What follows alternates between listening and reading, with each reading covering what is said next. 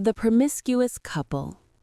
In Dongchang lived a scholar named Ma Wanbao, who was a dissolute and arrogant man, frequently engaged in illicit affairs. His wife, Lady Tian, was no better. She was far from a chaste and proper spouse. Interestingly, despite their mutual infidelity, the couple enjoyed a strangely harmonious and intimate relationship, often engaging in playful, unusual bedroom activities. The arrival of Wang Daxi. One day, a beautiful young woman arrived in the village. She claimed to be fleeing a cruel husband and father-in-law and sought refuge.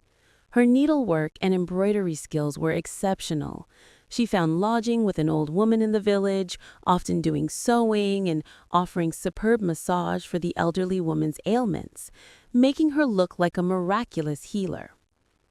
One day, the old woman visited Ma Wanbao's house and praised the young woman's skills, suggesting Lady Tian try them.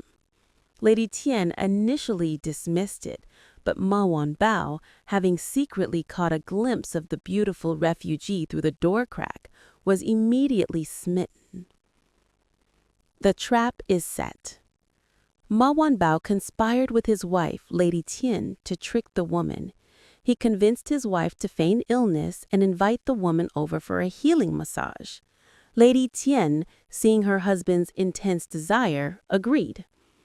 However, the old woman who sheltered the refugee refused the request, saying the young woman feared meeting men. Lady Tian had to quickly fabricate a lie, claiming Ma Wanbao would be out drinking with a neighbor and wouldn't return home that night. Only then did the old woman agree. The encounter. That night, the old woman escorted the beautiful refugee to Ma Wanbao's house. Lady Tian quickly sent the old woman away, then invited the young woman onto the bed, claiming her illness was severe and required immediate treatment. She blew out the candle, citing a need for darkness, and then quickly excused herself, claiming she forgot to latch the kitchen door and feared a dog might sneak in. Shortly after she left, a creeping shadow slipped into the room. It was Ma Wanbao. He immediately climbed onto the bed, pretending a deep ailment, and encouraged the young woman to proceed with the massage. As the woman worked, she spoke seductive words, further inflaming the already eager Ma Wanbao. Yet he held back, trying to appear sick. Suddenly, the woman grew bolder. She reached out and deliberately stroked Ma Wanbao's belly, slowly moving her hand downwards. She soon encountered his aroused member. To her shock, she screamed, realizing it wasn't a man's member she had grabbed, but a long, live, venomous snake. The reverse twist. Terrified, the woman tried to jump off the bed to escape. Ma Wanbao, whose desire was now at its peak, lunged forward and threw her down, intending to overpower her. Just as Ma Wanbao groped between her legs, an even more stunning discovery froze him. He felt the male organ of a man. Lady Tian rushed back into the room upon hearing the commotion. The woman, now kneeling on the floor, confessed everything. She was actually a man, dressed in women's clothing, named Wang Daxi, a disciple of the notorious thief Chong. Wang Daxi had used this ruse to lure and assault over 16 young women and wives.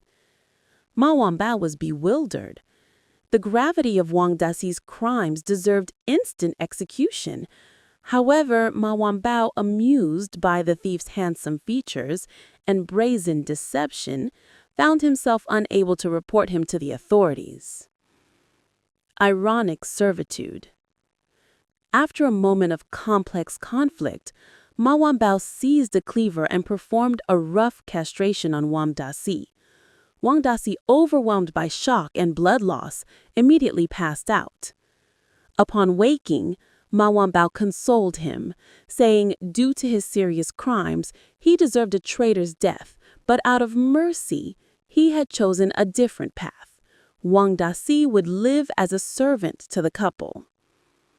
With his tools for deception now gone and nowhere else to go, Wang Daxi accepted.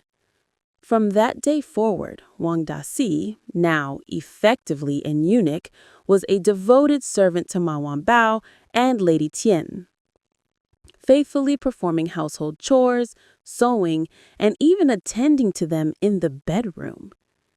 Later, when Wang Daxi's master, Chong, was caught and executed, the authorities sought out Wang Daxi. Suspicions arose in the village, leading neighbors to inspect Wang Daxi. However, due to Ma Wanbao's crude but effective surgery, they found no evidence of a man, and the suspicion was dismissed. Wang Daxi gratefully served the couple for the rest of his life, even being buried near the Ma family's ancestral grave. Pu Songling's commentary.